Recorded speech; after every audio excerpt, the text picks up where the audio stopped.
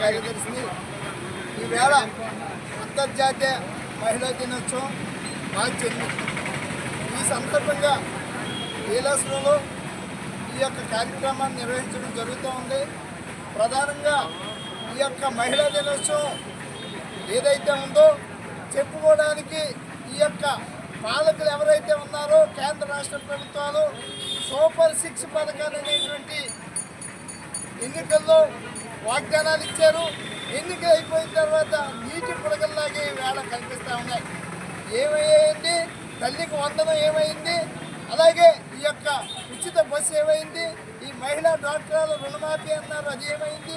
అసలు ఈ సూపర్ 6 పథకాలు అనేటువంటి జరుగుతాయా? జరగవాలి. రైతు రుణమాఫీ లేదు, ఏమీ కనిపిస్తా లేదు. ఏంటి ఈ యొక్క మూర్ఖమైనటువంటి వాగ్దానాలు ఇచ్చి మహిళల ఓట్లను ఈవేళ వాళ్ళు వేయించుకుని ఈవేళ మోసం చేయడం జరుగుతూ ఉంది. మరి ప్రధానంగా ఈ మధ్యకాలంలో ఈ ఏలాసం ప్రాంతంలో మహిళలపై చాలా దారుణమైనటువంటి అత్యాచారాలు జరుగుతూ ఉన్నాయి. మహిళలకి ఈ యొక్క రక్షణ లేకుండా పోయింది. పోలీస్ స్టేషన్కి వెళ్ళి మహిళా సమస్య చెప్పుకుంటే సరైనటువంటి పరిష్కార మార్గాలు ఇవాటికి లేవు.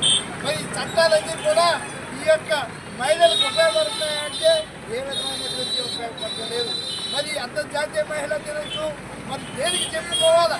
మహిళలకు జరుగుతున్నటువంటి అన్యాయాలు, అక్రమాలు ఈవేళ ఈ యొక్క చట్టసభల్లో మహిళలకి ఎంతో ఉన్నతమైనటువంటి రిజర్వేషన్లు ఇస్తున్నామని గొప్పలు చెప్పుకుంటున్నటువంటి ఈ కూటమి ప్రభుత్వం, కేంద్ర రాష్ట్ర ప్రభుత్వాలు ఇవన్నీ కూడా నీటి బుడగలుగానే మిగులుతున్నాయి తప్ప మహిళలకు ఇవాళకి న్యాయం జరగలేదని ఈ అంతర్జాతీయ మహిళా దినోత్సవ సందర్భంగా మేము ఈ యొక్క తెలియపరచడం జరుగుతుంది. ఎప్పటికైనా ప్రభుత్వం మార్చుకుని మహిళలకు చట్టసభల్లో ఉన్నతమైన రిజర్వేషన్ కల్పించాలి. మహిళలకు జరుగుతున్న అత్యాచారాలను ఖచ్చితంగా వాటిపై చర్య తీసుకోవాలని మేము డిమాండ్ చేస్తా ఈ అంతర్జాతీయ మహిళా దినోత్సవ సందర్భంగా. 18,000 ఇస్తాననేసి వాగ్దానాలు చేశారు, అవి కూడా జరగలేదు. తర్వాత మహిళలకి 33 రిజర్వేషన్ కల్పించాలని, మహిళలకి హక్కులు కల్పించాలని కూడా మరి చట్టసభల్లో ప్రమాణాలు చేయడం జరుగుతుంది.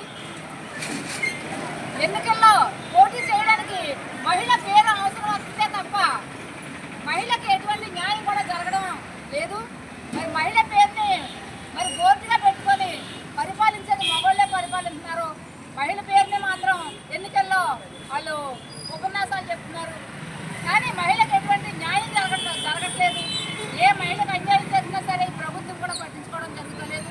మరి డ్వాక్రా గ్రూపుల్లో కూడా మరి అందరూ ఏజెంట్లుగా ఉన్నవాళ్ళు మహిళలే సంఘాలన్నీ కూడా మరి వాళ్ళు డబ్బులు తినేసిన వాళ్ళు ఎచ్చలివిడిగా తిరుగుతున్నారు. తర్వాత ఏళ్ళు ఏదన్నా రుణం తెచ్చుకుందామంటే ఏళ్ళ పేరు మీద బాకీలు ఉన్నాయనేసి మరి ఆ బ్యాంకుల్లో కూడా ఎమ్ముకోవడం జరుగుతుంది. మరి తిన్న వాళ్ళని వాళ్ళు పట్టించుకోకుండా ఉండడం వల్ల ఎంతో మంది కుటుంబాలు నష్టపోవడం జరుగుతుంది. మరి ఈ మహిళా సంఘం సంబంధించి ప్రతి ఒక్కరికి కూడా న్యాయం చేస్తారని, మహిళా సంఘాలు అన్నింటికి కూడా ఇప్పుడు రిజర్వేషన్ కల్పించాలని, చట్టసభల్లో హక్కులు కల్పించమని మీ అందరికీ కూడా ఈ అవకాశం